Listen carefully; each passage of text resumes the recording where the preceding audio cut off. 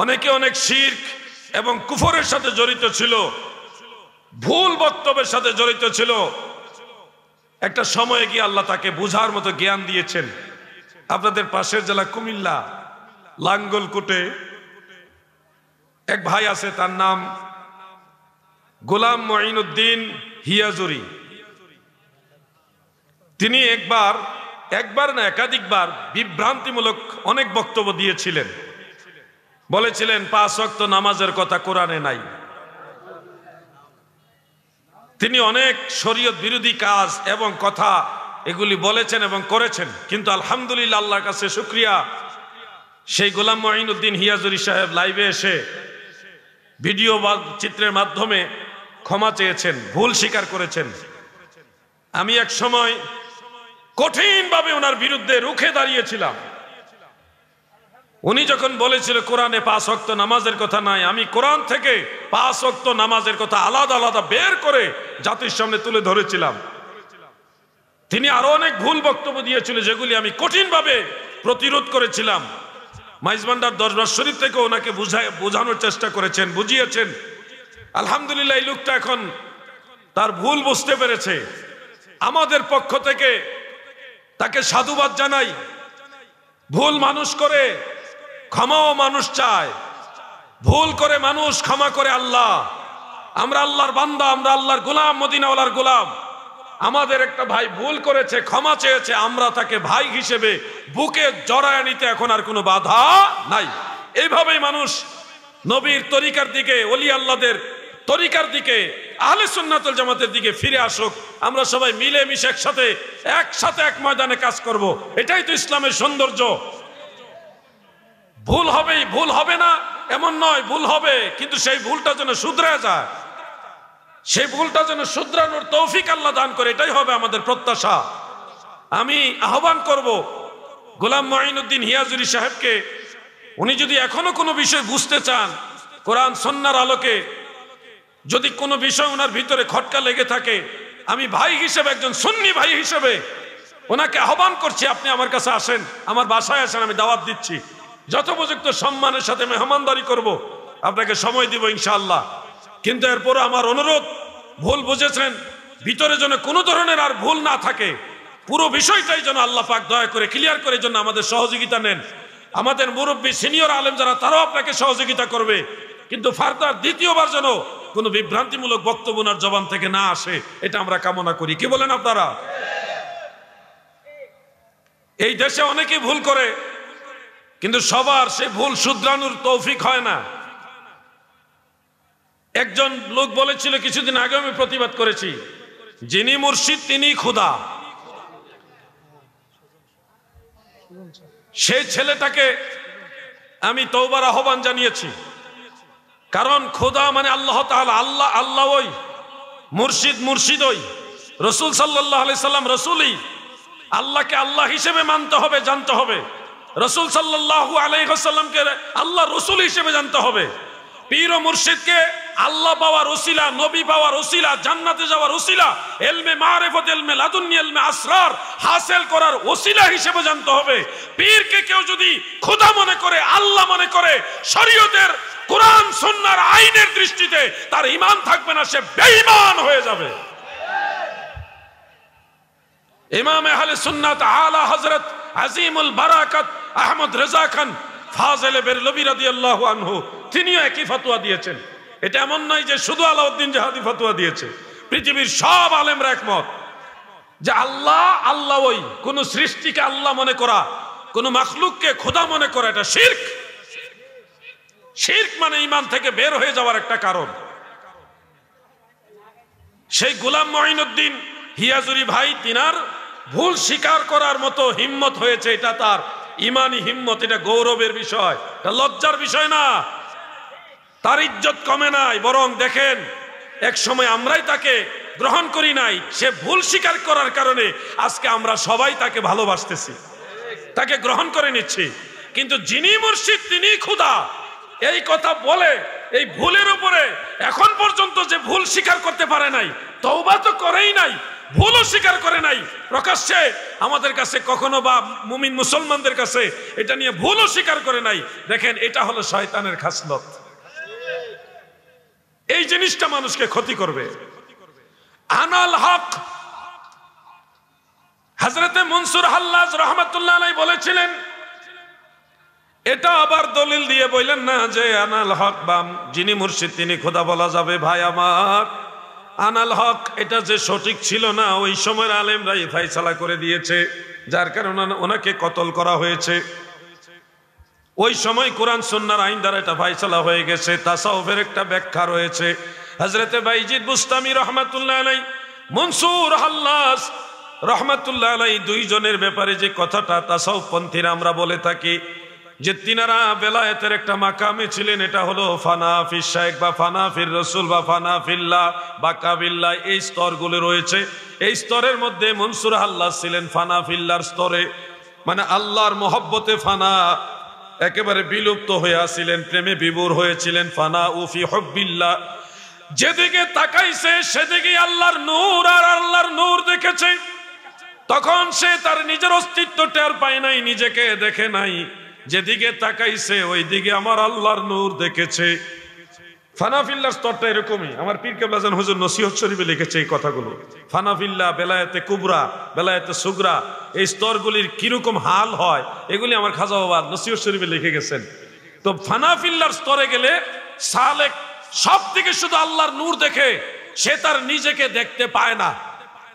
সে মনসুর হাল্লাজ নামে যে একটা লোক আছে, সৃষ্টি একটা মাখলুক আছে, এটা সে টের পায় না। কল্পনা করেন আপনিও ওই মাকামে গেলে নিজেকে দেখতে পাবেন না। তখন শুধু যা দেখবেন, যা বলবেন সবই আল্লাহ দেখবেন, আল্লাহর নূর দেখবেন, আল্লাহর কথাই বলবেন। এই জবান তখন আল্লাহর মহব্বতে বিভোর হয়ে থাকে। এই জন্য মনসুর হাল্লাজ তখন বলেছিল আনাল হক, আমি হক, আমি হক। এই কথাটা মূলত সে নিজেকে বলে নাই, সে আল্লাহকে বলেছে। কারণ তখন সে নিজেকে দেখে নাই, সে আমার আল্লাহর নূর দেখেছে। সুবহানাল্লাহ বলেন। এটা একটা ফানা, একটা হাল, একটা স্তর, একটা প্রেমের গভীর একটা স্তর। ওইটা কখনো দলিল টেনে পীর সাহেবকে মুর্শিদকে আল্লাহ বানাই দিবেন, এটা কখনো হবে না।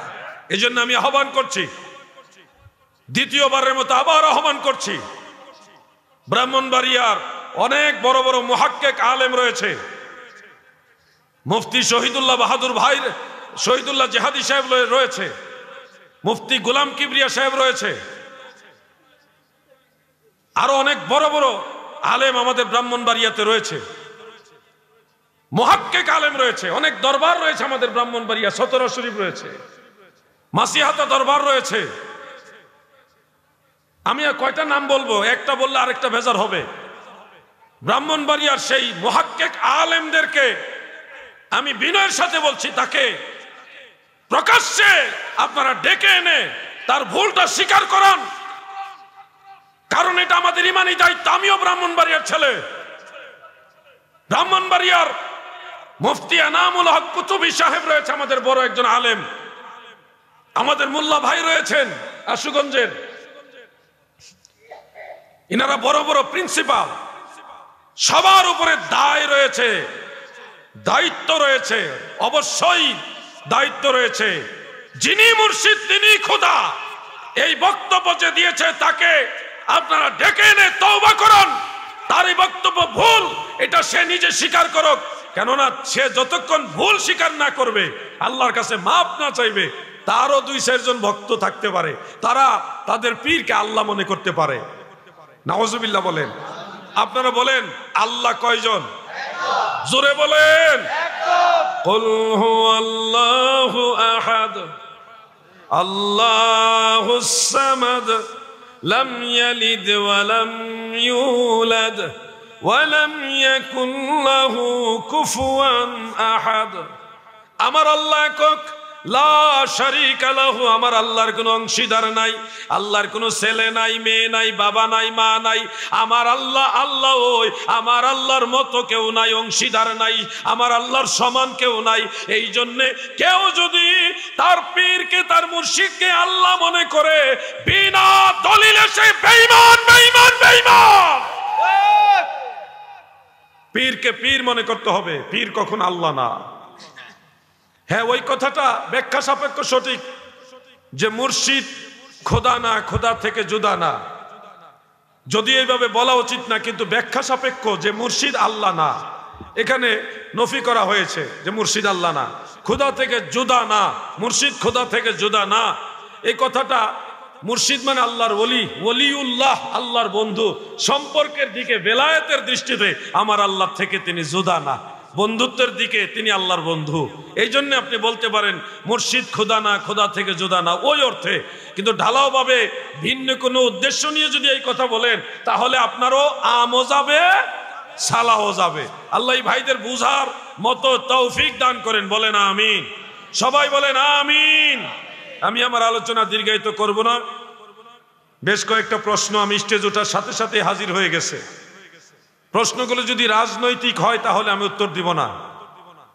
কোনো ব্যক্তিকেন্দ্রিক কারো মানহানির জন্য প্রশ্ন করা হলে সেটার উত্তর দিব না। শিক্ষণীয় প্রশ্ন হলে উত্তর দিব। নূহ নবীর নানির বাপের নাম কি, এই ধরনের প্রশ্ন আসলে আমি উত্তর দিব না। এগুলি শিক্ষার জন্য দেওয়া হয় না, বক্তাকে আটকাইবার জন্য দেওয়া হয়। কয়েকদিন আগে আমি জামালপুর যাচ্ছিলাম, অবরোধের কারণে গাড়ি নিয়ে যাচ্ছি না, ট্রেনে যাচ্ছিলাম। কমলাপুর রেল স্টেশনে কিছুক্ষণ দাঁড়াইছিলাম। একটা ট্রেনের ড্রাইভার উনি লাভ দিয়ে নাইমা বলতেছে, আসসালামু আলাইকুম জিহাদি শাহ হুজুর, আপনি এখানে? আমি বললাম ট্রেনে যাব, অমুক জায়গায় যাব।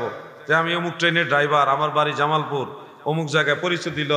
দিয়ে বলতেছে আমার একটা জিনিস জানার আছে। কি জানার? যে আদম আলাইহিস সালামের পুত্র শীস আলাইহিস সালাম, উনি তো দুনিয়ার কোনো মহিলাকে বিয়ে করে নাই, জান্নাতের একজন হুর বিয়ে করেছে। আমার প্রশ্ন হলো ওই হুরের নাম কি?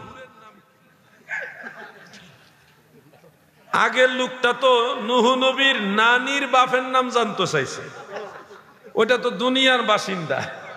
আর ইনি জানতে চাইছে দুনিয়ার বাসিন্দা না, জান্নাতের বাসিন্দা, হুর। তা আলহামদুলিল্লাহ, এটা আমি জানি। কিন্তু এই প্রশ্নটা যদি হঠাৎ করে অন্য কাউকে করে, সে তো নাও জানতে পারে। আর এটা তো জানা জরুরি না। এমন বহু লোক আছে, সে তার নিজের নানির বাপের নাম জানে না। কি বলেন, আছে না এরকম? আমার তো মনে হয় এখানেও থাকতে পারে, নিজের নানির নামও জানে না, এমন লোক আছে। আর নূহ নবীর নানির বাপের নাম, বাড়ির কাছে কোথায় যা। আর এই ট্রেনের ড্রাইভার জানতেছে সে নূহ নবীর আগে শীস নবী আদম আলাইহিস সালাম পুত্র, উনি আরো আগে, উনি যে বিয়ে করছে ওনার বউ জান্নাতের হুর, তিনার নাম জানতে চাইছে। এখন কোন জান্নাতের হুরদের নাম মুখস্থ রাখতে হইব। এই ধরনের প্রশ্ন আসলে আমি এটা এলাও করব না।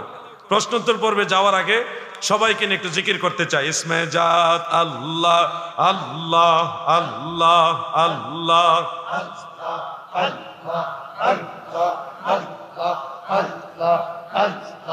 আল্লাহ আল্লাহ আল্লাহ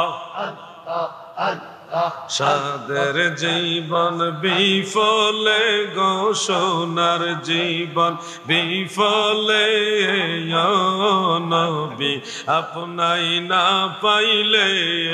আল্লাহ আল্লাহ, মাশাআল্লাহ।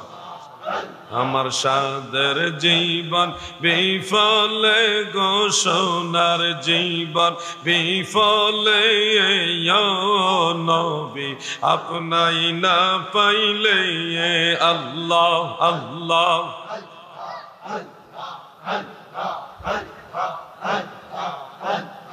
লা ইলাহা ইল্লাল্লাহু মুহাম্মাদুর রাসূলুল্লাহ সাল্লাল্লাহু আলাইহি ওয়া আলিহি ওয়াসাল্লাম। নূর নবীর গোলাম বলা যাবে কি, মানে নবীজির গোলাম বলা যাবে কিনা, এই ব্যাপারে ডকুমেন্টারি একটা বক্তব্য ইউটিউবের মধ্যে আমার গত 1-1.5 বছর আগেই দেওয়া আছে। মনে রাখবেন, আমরা আবেগে অনেক সময় সত্যটা অস্বীকার করে ফেলি। আপনাদেরকেও যদি আমি প্রশ্ন করি আমরা কার গোলাম, সবাই এক বাক্যে বলবেন আমরা আল্লাহর গোলাম। নিঃসন্দেহে আমরা আল্লাহর গোলাম। কিন্তু যদি নবীর গোলাম এই কথাটা বলা হয়, এখানে আমার অনেক ভাইরা শিরকের ঘ্রাণ খুঁজে। এত শিরকের ঘ্রাণ খোঁজা ঠিক না। এই বাদামালা ভাই, আল্লাহ আপনার ব্যবসার মধ্যে বরকত দেখ, আমি দোয়া করি।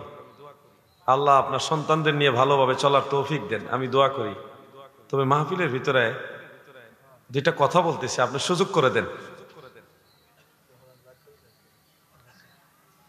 প্রিয় ভাইরা, মনোযোগ আসেনি আপনারা? আমার বাদামাল্লাহ ভাইরে সরাই দিলাম মনোযোগের জন্যই। রাসূল করিম সাল্লাল্লাহু আলাইহি ওয়াসাল্লামের গোলাম বললে আমার অনেক ভাইরা দয়া করে শিরকের ঘ্রাণ খুঁজেন। সব জায়গায় শিরকের ঘ্রাণ খোঁজাটা ঠিক না। মনে রাখবেন, রাসূল সাল্লাল্লাহু আলাইহি ওয়াসাল্লামের একাধিক গোলাম ছিল। হযরতে সাফিনা রাদিয়াল্লাহু আনহু, তিনি কিন্তু রাসূল পাকের গোলাম, মাওলায়ে রাসূলিল্লাহ। গোলাম শব্দটাকে আরবিতে মাওলা বলে। কি বলে? মাওলা শব্দটা কয়েকটা অর্থে ব্যবহার হয়। মাওলা আল্লাহর নাম। মাওলা কার নাম? আল্লাহর নাম। কিন্তু আমরা আল্লাহকে মাওলা বলি, আবার নবীজির ক্ষেত্রে মাওলা শব্দ ব্যবহার করি, মাওলানা মুহাম্মদ সাল্লাল্লাহু আলাইহি ওয়াসাল্লাম। শেরে খোদা হযরত আলী রাদিয়াল্লাহু আনহু, তিনিও মাওলা, মাওলানা।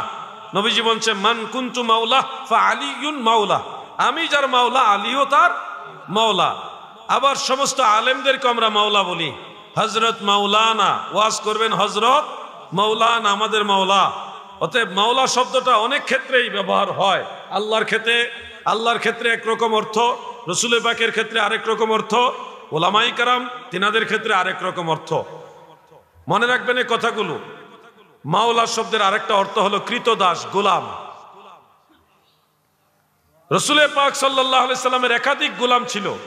আপনারা যদি প্রয়োজন মনে করেন, আপনারা গুগলে সার্চ দেন মাওলা রাসূলিল্লাহ সাল্লাল্লাহু আলাইহি ওয়াসাল্লাম, এটুকু আরবিতে লেখেন, দেখবেন কতজন রাসূল পাকের গোলাম ছিল, সব তালিকা পেয়ে যাবেন। এখন কিন্তু কিতাব, মেইন কিতাব লাগে না, আপনি মোবাইলে টাচ করলে পেয়ে যাবেন। মাকতাবায় শামেলা সহযোগিতা নেন। আপনি তো ফতোয়া দিচ্ছেন, লম্বা ফতোয়া, নবীর গোলাম বলা যাবে না। আরে ভাই, এত তাড়াহুড়া করেন না। সাহাবাই কেরামের গোলাম ছিল, তাবেঈদেরও গোলাম ছিল। হযরতে সাফিনা, তিনি যখন হারিয়ে গেলেন, এক যুদ্ধে ওনাকে বন্দী করে ফেলেছিল, মিশকাতে হাদিসটা আছে। হারিয়ে গেলেন মানে বন্দী অবস্থা থেকে উনি পালায়া হারিয়ে গেলেন। হারিয়ে যাওয়ার পরে উনি এক জঙ্গলের ভিতরে ঢুকলেন। জঙ্গলার ভিতরে ওনার সামনে এক বাঘ এসে হাজির, ক্ষুধার্ত বাঘ।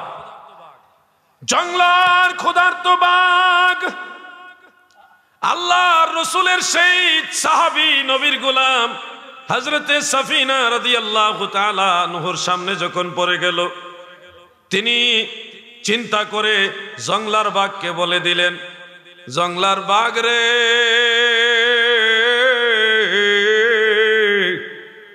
তুমি জানো নি আমি কে?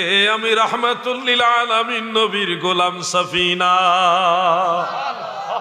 বাঘ নবীর গোলামের পরিচয় পাওয়ার পরে আর আক্রমণ করে না, কামড় দেয় না, থাবা মারে না, বরং সে পাহারা দিয়া দিয়া রাস্তা দেখাইয়া হযরতে সাফিনাকে মদিনা মুনাওয়ারায় পৌঁছাইয়া দিয়ে গেছে।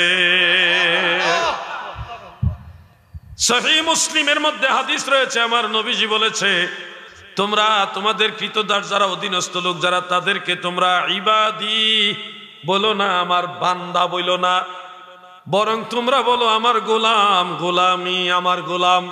অর্থাৎ একজন মনিব তার অধীনস্থ কৃতদাসকে বান্দা বলতে পারবেন, আল্লাহর রসুলের নিষেধ। কিন্তু গোলাম বলা এটা কিন্তু নিষেধ না, নবীজির অনুমোদন রয়েছে।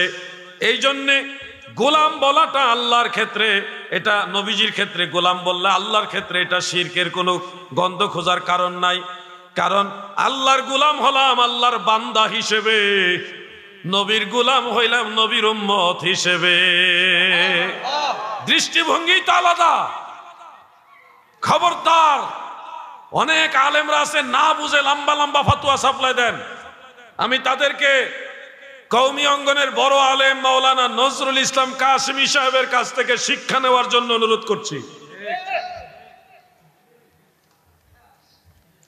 জানাজা এর পরে সবাই মিলে মোনাজাত জায়েজ আছে কি? পুরাতন প্রশ্ন। জানাজার নামাজের পরে সবাই মিলে মৃত ব্যক্তির জন্য দোয়া করা সুন্নতে সাহাবা। দলিল সহজভাবে বুঝবেন।